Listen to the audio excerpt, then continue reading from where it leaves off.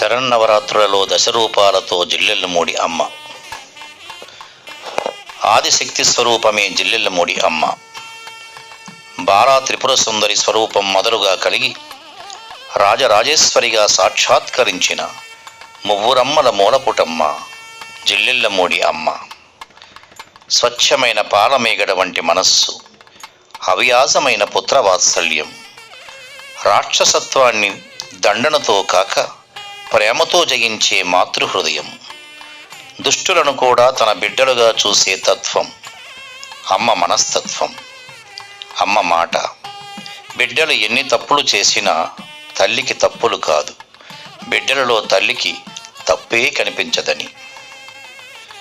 జిల్లెళ్ళమూడి అనసూయేశ్వరాలయంలో అమ్మ మూల విరాట్ స్వరూపానికి దేవీ భాగవతాన్ని అనుసరించి ఆయా అవతార స్వరూపాలతో త్రికాల పూజలు నిర్వహించడం ఆచారం. అన్ని నేనులో నేను అన్న అమ్మ ఆయా రూపాలతో తన బిడ్డలకు దర్శన భాగ్యం కలిగిస్తుంది. 1. శ్రీ అనసూయేశ్వరి రూపం. మీకోసమే నా రాక అని అమ్మ మాట. ఏ రూపంలో వస్తే మనలను తన ఒడిలోనికి తీసుకొనగలదో ఆ రూపమైన అమ్మగా అవతరించింది. తనది అవతారం కాదని, అందరమ్మగా మన కోసం వచ్చానని ఒక్కాణించింది. అన్ని సమస్యలకు ఒకచోట పరిష్కారం దొరికినట్లు అమ్మ ఒడి, అమ్మ పరిష్వంగము, అమ్మ బోధనలు అన్ని సమస్యలకు సమాధానాలు. అమ్మ చింతన మన చింతలు చితాభస్మమవుతాయి. 2. బాలా త్రిపుర సుందరి రూపం.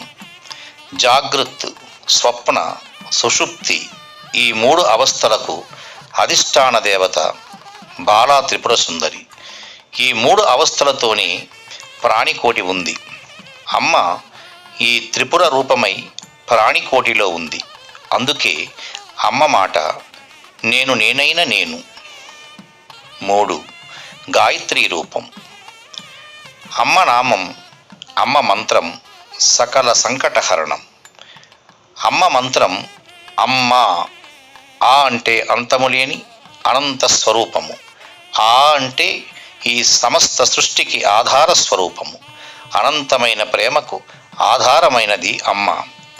మాఘశుద్ధ పౌర్ణమి నాడు జిల్లెళ్ళమూడి గ్రామంలో ఓంకార నదీ తీరంలో గాయత్రి స్వరూపిణి అమ్మ స్వయంగా ఎంతోమందికి క్షణాల్లో మంత్రోపదేశం చేసి అందరినీ ఆశ్చర్యచకితులను చేసింది. అమ్మ దృష్టిలో మననమే మంత్రం, ధ్యాసే ధ్యానం. 4. లలితా రూపం. అమ్మ హైమలను లలితాదేవి రూపంలో అర్చించడం జరుగుతుంది. ప్రతి సోమవారం అమ్మ గుడిలో, ప్రతి శుక్రవారం హైమాలయంలో లలితా సహస్రనామంతో 1,00,000 నామార్చన చేయాలని అమ్మ సంకల్పము.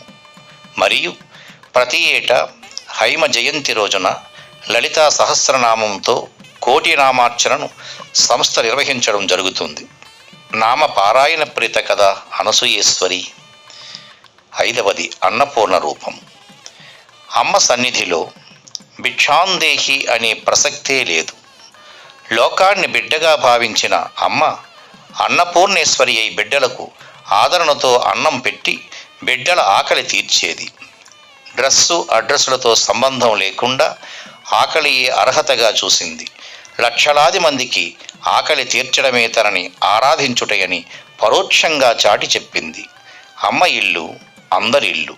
ఆ ఇల్లు అన్నపూర్ణాదేవికి స్వంత అంతఃపురము. 6. లక్ష్మీ రూపం. తాను ఇచ్చే తల్లినని, అడిగిన వారికి అడిగినది ఇస్తానని, అడగని వారికి ఏది అవసరమో అది ఇస్తాననేది అమ్మ మాట. ధనధాన్య విద్య విజయ సంతాన ధైర్య లక్ష్మీ రూపములతో తన బిడ్డలకు అష్టైశ్వర్యాలను అనుగ్రహిస్తూ లక్ష్మీ స్వరూపంగా సాక్షాత్కరించినది అమ్మ. నుదుటిన పెట్టే కుంకుమ తిలకంతో స్త్రీలకు సౌభాగ్యాన్ని, పురుషులకు ఐశ్వర్యాన్ని అనుగ్రహించింది. 7. సరస్వతీ రూపం. అమ్మ జ్ఞాన జ్ఞేయ స్వరూపిణి. చదువే తానైన తల్లి. అపౌరుషేయ వేదసారమును అలతి పదములతో సామాన్యులకు కూడా అర్థమయ్యేలా జ్ఞానబోధ చేసిన చదువుల తల్లి. గుర్తు చెప్పువాడే గురువనుచు వేలాది మంది విద్యార్థులకు తన ఆశ్రమ బడిలో చదువు నేర్పించి జ్ఞానవంతులుగా చేసిన సరస్వతీ స్వరూపిణి అమ్మ. 8వది దుర్గా రూపం. దాడి చేయుటకు వీలు కానిది దుర్గా. అమ్మ శక్తిని పరీక్షించుటకు బాల్యంలో జాలరి, తరువాత నక్సలైట్స్, తదుపరి ఒక అజ్ఞాత భక్తుడు దాడి చేసి అలసిపోయారు. అమ్మవారిని తన బిడ్డలుగా భావించి రక్షించింది. రక్షణ ఇవ్వడం దుర్గామాత లక్షణం. అందుకే అమ్మ స్వరూపం దుర్గా స్వరూపం. 9 కాళికాదేవి. మహిషాసురమర్దిని రూపం. ఈ కలిలో ఆకలిపై యుద్ధం ప్రకటించి నిత్యాన్నయాగంతో ఆకలిని తొదముట్టించి విజయం సాధించిన కాళికామాత అనసూయామాత. దుష్టులను శిక్షింపక దుష్టత్వాన్ని రూపుమాపడం అమ్మ లక్షణం. అమ్మ దృష్టిలో అందరూ శిష్టులే, అందరికీ సుగతే. 10వది రాజరాజేశ్వరి రూపం. అమ్మ అఖండ నామంలో 3వ మంత్రం రాజరాజేశ్వరి. తాను అందరి తల్లినని ప్రకటించడం ద్వారా అమ్మ విశ్వజననిగా స్తుతించబడినది. అమ్మలోని మానవత్వం కులమతాలకు అతీతమైతే ఆ మానవత్వంలోని దైవత్వం సమస్త ప్రాణికోటికి ఆశ్రయ సాధనమైనది. ఈ సృష్టి నాది, అనాది అనేది అమ్మ మాట. అందుకే అమ్మ రూపం రాజరాజేశ్వరి రూపం.